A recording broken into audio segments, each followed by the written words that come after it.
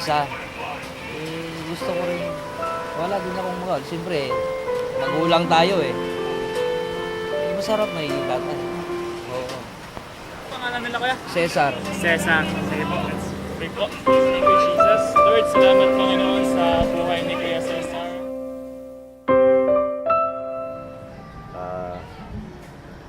Siyempre, mahirap mag-maintain ng mga pamilya pag may pamilya ka na. Kaya dapat alagaan mo yung mga anak mo. Mahirap.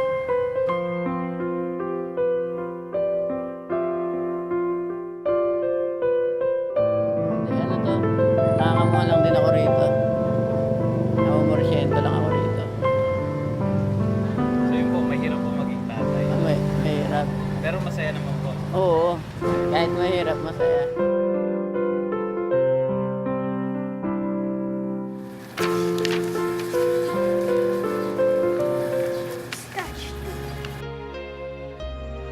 Sadyang hindi nga madali ang maging isang ama. Madalas sila'y pagod, malalim ang iniisip.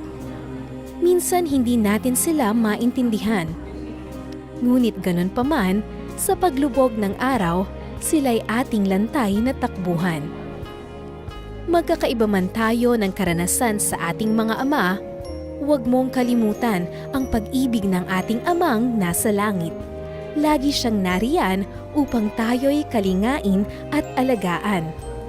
Ano pa nga ba ang ating higit na maihahandog sa ating ama, kung di ang pag-ibig na nagmumula sa ating amang nasa langit?